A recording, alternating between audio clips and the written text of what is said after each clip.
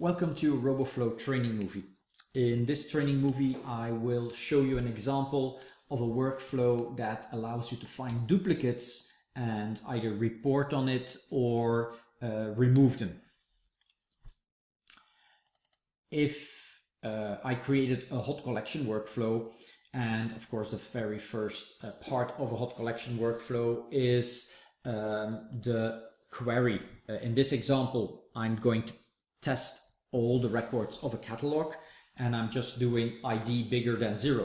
But you could also run this workflow, for instance, on a daily basis at the start of the next day. And then you could do something like this. You could say item creation date is bigger than today minus 1. Automatically then it will look for any records created yesterday. If this workflow runs every morning, then automatically you will have a daily check for duplicates, and it will only process those records. Now, how do we go about this? So we're looking for the records. This workflow processes each record one by one, and then it executes a duplicate query. Mind you, this workflow could be extended to work into a different catalog. Maybe you have two catalogs and they are somehow kept in sync by other Roboflow workflows or manually, and you want to make sure that there are no duplicates or that there are duplicates. So that's what this workflow could help you with. So what I do is I'm looking here for the asset name equals the asset name of this record that you are processing. And I add a little Roboflow trick, which is not standard in the Cumulus query syntax. I do an order by asset modification date. And because I add a plus in front of it, it knows it's ascending. If you don't do a plus, it's by default also ascending. But you could also add a minus in front of it, in front of the field name you want to sort on, and then it will do descending. You will see later in the explanation why that can be useful. Here, in this case, I'm searching for all the records with the same name. I could also add additionally that I don't want to find the record with the same ID. Then I would find every record with the same name except this one that I am processing, and that is also an alternative. Then it gives you exactly the duplicates. So that's a possibility. Then you can decide what is for you a duplicate. A duplicate can be for you any field value or combination of field values. In this example, I'm just looking for the asset name, but a duplicate could also be for you a part of the asset name, or it could be, like in this example, the asset name and the field file data size. So I'm looking for every file with the same name and the same file size. That's for me a duplicate. Or the same creation date or modification date. And those are all things you can add. Or you could use other fields inside Cumulus, like combining the folder path with the file name, and that it's in the same location. So all options are open. In this example, I'm keeping it simple. I'm looking in my catalog for all the records with the same name, period. Then this workflow is going to report on what it's finding. So I'm adding the duplicate log master value. The master is actually the main loop over the records. So that's why I call it the master. This is the master record. I'm picking up the ID and the asset name. Again, you can put whatever you want in your logging. And then I do the same for the slave. So for the records that I find according to this query, I'm going to log also the slave value and the value of those records. Then this workflow can run in several modes. You can run it as report only, which means it will make a report file that it mails to you, and that's it. Or you can run it that it deletes all records that it finds in this query. So careful, if it finds if you specify in the query that it is also allowed to find the master, then you're also deleting the master. If you have fine-tuned the query that it does not include the master, then it does not include the master and it will not delete it with this option. You can have a normal record delete, or you can have a record and file delete. That's also a difference, record or record and file. What is important about this is that if you only select record, if your files are on the network, then they will stay there. If they are in the vault, it will depend on your vault settings if the record also deletes the file. Because if it's set to always or to always and exclusive, then it could be that it is going to delete the file anyway. But if you want to delete the file, the best way to do it is to select this option. Then in my case, in my example here, I'm finding all the records, also the master. So these two are not an option for me when I want to delete duplicates. I have to use these two. And what are these two doing? Well, they skip the first record from the result set, so from the duplicates query. And then I can say again records or files. Why is this so interesting or important? Well, remember that I said originally here at the top with the query, you can order your result. Then now you can say, I want to delete the oldest ones, or the new, or everything except the oldest ones. And if your sort is a normal sort by asset modification date, then the first record it finds is the earliest record that was created, the asset, and then all the other ones are more recent. So in that case, if you choose this option, it will delete all the records except the first one, so except the very first one, that the very first asset, the oldest version of the asset. If you sort descending, if you change the plus sign in front of the query into a minus, it will sort descending, which means that it will delete everything except the latest version. So that's why this option can be so useful. In a first example, I'm just going to run this in a report only mode. Another option in this workflow is that you can, if you don't delete the record, and because it's only for the ones that it marks as being to be processed. If you don't delete the record but do report only, you could also set a field value saying, hey, this is a potential duplicate, which can also help you identify. You could assign a category or just a field value. Okay, so let's do a test run of this workflow. I'm using my sample catalog and I do a find duplicates. The workflow starts to run and is processing record per record, as you will be able to see here, show log. So it's finding the record and it's processing this record, and then suddenly it says, hey, careful, I find this record, and it's a first record, and of course it finds it twice. It finds itself with the same ID, and it finds the other one. This logging gives you a help on which one would be deleted if I choose first record or not first record. You would see, okay, this one will get deleted. This is actually maybe not yet giving me enough information. Maybe I exactly want to see here if I'm going to sort this by asset modification date here. Here I'm sorting by asset modification date. Maybe in my export, in my logging, I also want to see the modification date. So what I can do here is at the end of this, I can say, okay, I also want, let's put it here, And let's add this. I can say Control C.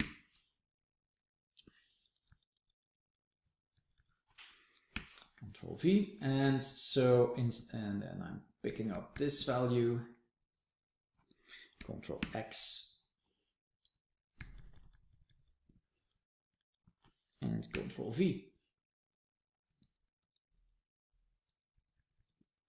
And I could say slave mod date, modification date. Okay, and you could change that to the master field as well, but since we are in this case processing masters and slaves, it will be in there anyway, so there's no need to do that additionally. What is important that this workflow sends out an email, so if I check my mail, I will receive this mail with an attachment of this particular report. There I hear it coming in, and if I check, here I have my report. As you can see, so as you can see, it sends me a report saying, look, I have a master record found, ID 129, and this is the name. Then the slave, well, it's actually the same. As I said, we're processing in this example the records by also the master records. If we don't want the master records, then change the query and they will not show up here. But I want to show an example that I am going to delete the oldest record, or the newest record, whatever. And in that case, it is important that I also process in my duplicates loop the masters, because the master could be the oldest or the newest or whatever. If I quickly run this again, now it will add for me the asset modification date.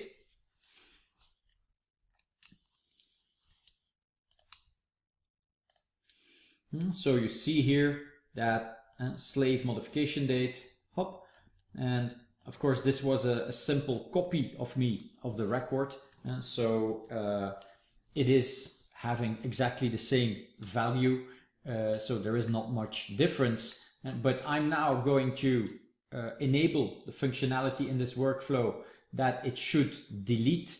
It says nicely mailed to me here with an attached file, and I will change the workflow. Now that I saw the report, I say, okay, I'm satisfied and I'm convinced that I want to delete all records except the first one. I don't want to do records and file here because I actually did, for this example, a simple copy of the file, which means a copy of the record, which means it points both to the same record, so a file. So if I would delete the file as well, I would make the record, the original, the master record, an orphan. Good, so I'm changing this. In the meantime, I should have received my new report, so let's check. Coming in.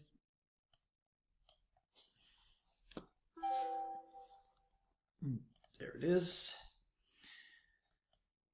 As you can see, the same report, but now it gave me the information about the dates. So I can now figure out, okay, if I decide to run the workflow that I delete everything except the first, then it will delete this each second line here. And if I compare, yes, that is actually what I want to do. I want to delete that more recent record. So I can simply run the workflow, and I can show you quickly in the catalog. I have this one here and I have this one here. So in a moment, the last one should disappear. Here we go. Start.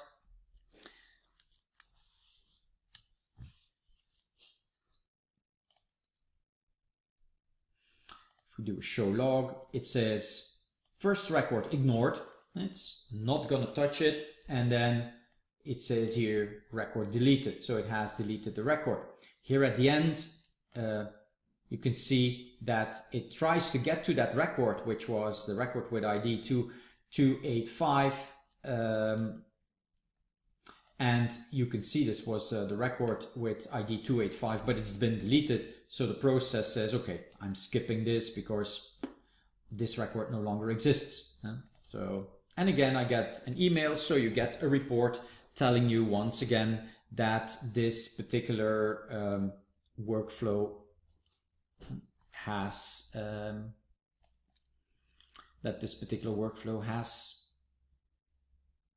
done its job. So waiting for the mail to go in, and while we wait for that, I'll quickly go here and check, and you can see the record has disappeared while the master record is still there. And I can get still information about the file. So that means that that works fine too. Here it is. It says there's your file. It's not going there because it's a protected area, but otherwise that's where your file is. Good. And in the meantime, my mail came in.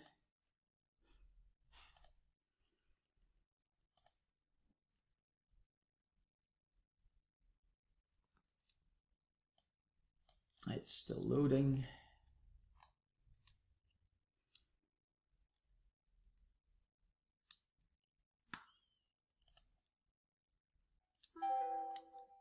There it is. And as you can see, it's a little bit shorter because it doesn't encounter the second record anymore because it has been deleted. And you can see it has nicely found the master, the one you want to keep. It says it's the first record, so I'm ignoring it.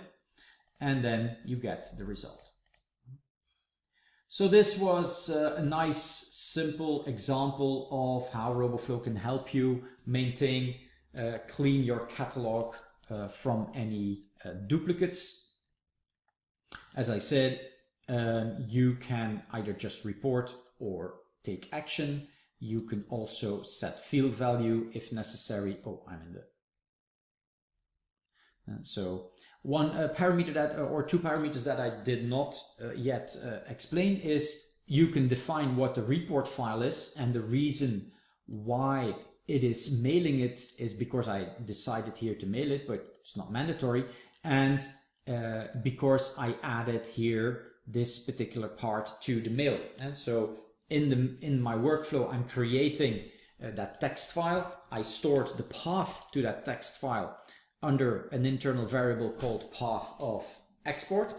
Make sure it's a global variable inside your action script, because this is evaluated after all the records have been processed. So the local memory is no longer available. The local tags are no longer available. This is a global one. And this is why it is attaching this file to the mail.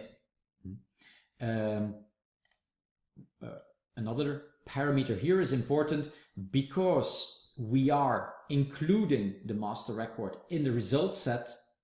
If the result of the query is 1, the number of records found 1, then there are no duplicates, then it just finds itself. So that's why this parameter decides or helps tell the workflow that when do you consider something to be a duplicate? And I'm saying when it is bigger than, in this case, 1. If you here filter out the master record by changing the query by adding this section to it, then in the result the master record will not be part of it. So as soon as this query then finds a result, then this parameter should be set to 0. But if you don't include the master in the result, you can also not delete it. And so it's not to be processed. And as I mentioned, the record values that you're setting are the ones you're setting to the fields that it is actually in the report processing. So the section, it's only working, of course, in the report section, only if you set it report only, and it's the records that are reported that are going to have that field value. So be careful. It could also be that it's a first record or not a first record that you're setting a value to. The trick there could be to, in the script I use an internal variable called first double. So the trick in the field value, if you want to set the field value, and know if the record was a first or not a first, you could do it like this. Imagine we're using the status field, and then you could here say that you're setting the status to, in which case you would get a list, or you could say to delete, and then or whatever, or just this first double value, and this first double will contain either the text that you get in your mail as well, or in your body in the report as well, saying this is a first record or this is not a first record. So then you can set a field value status as well. Okay, so thank you for joining this training movie, and this was another training movie that can maybe help you solve some stuff in your installation. Thank you for joining.